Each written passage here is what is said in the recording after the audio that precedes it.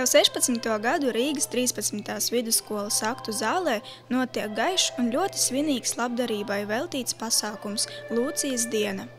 Labdarības akcijas laikā, tumšajās dienās pirms Ziemassvētkiem, skola atbalsta bijušos skolotājus, internātskolas un masturīgās ģimenes, ziedojot pirmās nepieciešamības pārtikas produktus, apģērbu, grāmatas un citas ikdienā noderīgas lietas. Šajā dienā cilvēki uz brīdi aizmirst par bēdām un dāvā prieku, kas tik ļoti ir nepieciešams katram no mums. Esmu Lucijā jau 4. gadu. Esmu ļoti priecīga, kā tā ir. Esmu ļoti pateicīga saviem klases biedriem, kuri mani izvēlējās. Man liekas, ka Lucijas diena ir ļoti laba diena, jo cilvēkiem ir priecājās tādā brīdī, jo tagad ir decembris, nav īpaši labs un silts laiks. Man liekas, ka tajā dienā ir ļoti svarīgi, lai visi būtu priecīgi, visi būtu laimīgi un ka Lucijas ir tādas skaistas un mīļas meitenes, kuri visiem dāvina priecīgumu.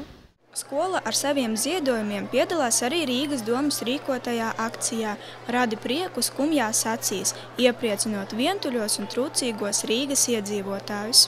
Šodien tā ir Lūcijas dienas priekšvakarā sēžot šeit, es skatījos uz to mazo puisāni Eņģeli, kurš vienīgais sēdēja, jo viss Lūcijas stāvēja kājās. Eņģelis bija ļoti apmierināts.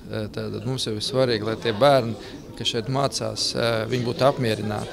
Un arī runājot ar skolas direktoru, viņi teica, ka tas uzreiz maina arī attieksmi, ja telpas ir sakārtots, ja skola ir skaista, tad arī bērni paši sevi uzvedās savādāk. Tad vairs nav tāda vēlme kaut ko uzkrāsot uz kādām durvīm, jeb uz kādas sienas. Tas viss, ko mēs darām, mēs ieguldam līdzekļus, lai tā mūsu vide būtu kārtībā. 10. decembrī mācību iestādi apmeklēja Rīgas mērs Nils Ušakovs un pilsētas īpašumu un privatizācijas lietu komitejas priekšsēdētājs Andris Ameriks, lai aplūkotu, kā izskatās skola pēc renovācijas. Apmeklējuma laikā amatpersonas apskatīja atjaunoto aktu zāli, skolas mācību kabinetus, skolas gaitiņus un pozitīvi novērtēja paveikto. Es šai skolā biju pēdējo reizi uz pēdējā zvana tieši šogad, un tas bija tieši pirms remonta.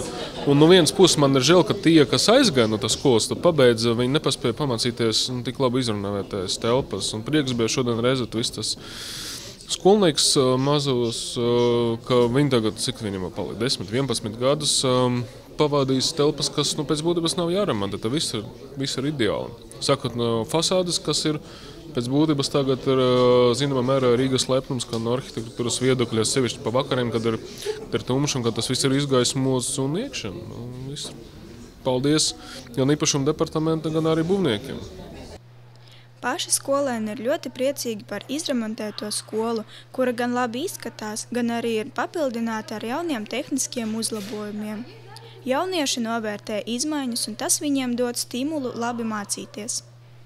Ļoti daudz, kas ir radīts skolas remonta laika, 5 mēnešu laika iztaisīts ēka, ventilācija ir iztaisīta jauna ugunsdrošības sistēma, sētā, viss iztaisīts jauna sporta zāle. Mums ir viens jauns projekts skolotāji tagad ar vienu atslēgu var atvērt principā visus kabinetus. Tas ļoti labi. Nevajag staigāt pa skolu un meklēt skolotāju vai kādu citu cilvēku, kas varētu atvērt kabinetu. Mums ierīkota jauna trenažieru zāle, kā arī blakus pavisam jaunas dušas. Tagad skolēni pilnībā visi var iet dušu telpā pēc sporta nodarbībām. Un, protams, veidots kvalitatīvs skolas remonts.